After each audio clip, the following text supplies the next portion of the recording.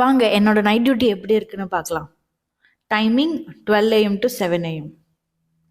இப்படி ஒரு டைமிங் யாரு தான் செலக்ட் பண்ணது?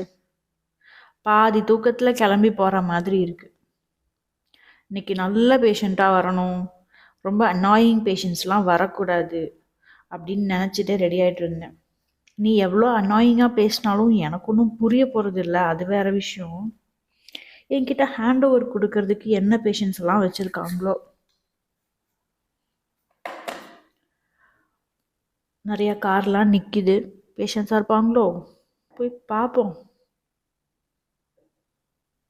அமைதியாக தான் இருக்குது என்விரான்மெண்ட்.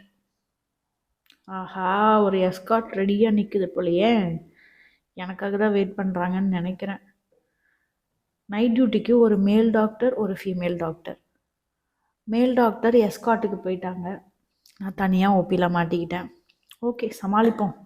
ஓபி ஸ்டார்ட் பண்ணுறதுக்குள்ளே இஆரில் ஒரு குழந்தைய தூக்கிட்டு சீஷர்னு ஓடி வர்றாங்க பேரண்ட்ஸு. ஓபி அப்படியே ஸ்டாப் பண்ணிட்டு அந்த பேஷண்ட்டை ஃபஸ்ட்டு பார்த்துட்டேன். பார்த்து முடிச்சுட்டு அதுக்கப்புறமா ஓபி போயிட்டேன். கண்டினியூஸாக 1.5 மணி நேரம் ஓபி. எல்லாம் முடிச்சு பார்க்கும்போது மணி 3:30 ஆயிடுச்சு.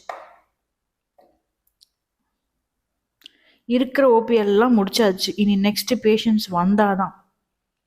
அதெல்லாம் வருவாங்க. ஓகே, தூக்கம் வருது ஆனால் தூங்க மாட்டேன். தொழுகையும் வந்துடுச்சு, ஃபஜர் ப்ரேயர் முடிச்சாச்சு. நம்ம எத்தனை பேஷண்ட் பார்த்துருக்கோன்னு செக் பண்ணால் 6 மணி வரைக்கும் மொத்தம் 30 பேஷண்ட் வந்திருக்காங்க. 32 பேஷண்ட் வந்திருக்காங்க. அதில் நான் ஒரு 15 பேஷண்ட் பார்த்துருக்கேன்.